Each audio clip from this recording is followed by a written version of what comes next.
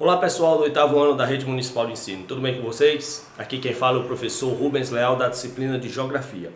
Hoje nós iniciaremos a nossa aula de número 2, dando continuidade à aula da semana passada. E nós paramos justamente no conceito de país. Para ser um país, pessoal, geralmente se precisa de algumas condições. Primeiro, um território, é claro. Território é toda a área de jurisdição de um país, ou seja, toda a área de domínio daquele país. E para delimitar os territórios de cada país existem as fronteiras, né? Por isso que você tem um mapa. A geografia trabalha com mapa justamente para você ver qual é a área de cada país. E o governo ele só pode atuar até a área de sua fronteira. A partir da fronteira já é o limite de outro país, aí já é a jurisdição de outro governante.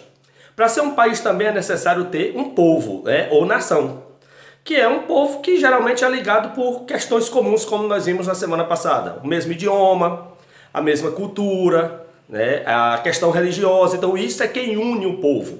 E, finalmente, para ser um país tem que ter o Estado, que é quem regula, é quem cria as leis, é quem governa, administra o país. Então, para ser um país é necessário que exista o território, o povo e o Estado, ok? E por falar em Estado, o Estado, pessoal, é um órgão criador das leis e que faz as leis serem aplicadas.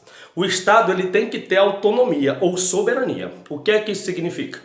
Que cada país, cada Estado tem suas próprias leis e que um outro país não pode se envolver naquilo. Então nós temos que respeitar as leis dos outros países como eles têm que respeitar a nossa. Vamos dar alguns exemplos. Se vocês percebem, em alguns países no mundo existem pena de morte, prisão perpétua. O Brasil não tem. O Estado brasileiro acha por bem não haver para crime nenhum prisão perpétua, que é para o resto da vida, nem pena de morte. O fato é que os outros países que têm prisão perpétua e pena de morte, eles não criticam o Brasil, e o Brasil que não tem pena de morte nem prisão perpétua também não critica os países que criaram essa sistemática, essas leis. Isso chama-se autonomia, liberdade ou soberania. Então todo país, todo Estado, ele tem que ser soberano, ele tem que ser autônomo. Quem cria as leis do Brasil é o governo brasileiro e o outro país não pode se envolver nisso, não pode se meter, como a gente chama. Isso é a grande característica do Estado, né? O Estado ele tem que ser autônomo, ele tem que ser independente. Cada país tem o seu próprio Estado que cria suas próprias leis de acordo com cada sociedade, com cada povo, né? Tudo bem. Continuando a aula de hoje, outro conteúdo interessantíssimo do capítulo 1 do livro didático de vocês, a partir da página 6, são os principais organismos mundiais. E aqui eu gostaria de tratar de alguns deles. Aqueles que você sempre ouve na TV, mas geralmente você não conhece ou conhece muito pouco. O primeiro desses organismos é o Banco Mundial. O Banco Mundial, ou BIRD, Banco Internacional de Reconstrução e Desenvolvimento. É um banco, pessoal, que tem sede nos Estados Unidos, mais precisamente na capital dos Estados Unidos, a cidade de Washington.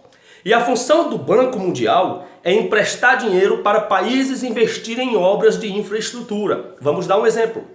Digamos que o governo brasileiro queira criar obras pelo país, estradas, pontes, túneis, saneamento básico, e ele não dispõe de recursos para isso e o país está precisando, né? Então o governo vai até Washington, até a sede do Banco Mundial, apresentam sua proposta, o seu projeto para ampliação de obras no Brasil, por exemplo, construir mais ferrovias, construir mais rodovias, aumentar os portos, os aeroportos, essas obras de infraestrutura que são necessárias para todos os países, às vezes o governo precisa, mas não tem recurso. Então ele vai até o Banco Mundial, como eu disse, sediado em Washington, capital dos Estados Unidos, e aí talvez você se pergunte, por que a maior parte, professor, dos organismos internacionais ficam nos Estados Unidos? Por que é que eu ligo a TV toda hora está falando dos Estados Unidos? Política dos Estados Unidos, economia dos Estados Unidos, indústria dos Estados Unidos. Porque os Estados Unidos, pessoal, são atualmente a maior potência econômica, política e cultural do planeta.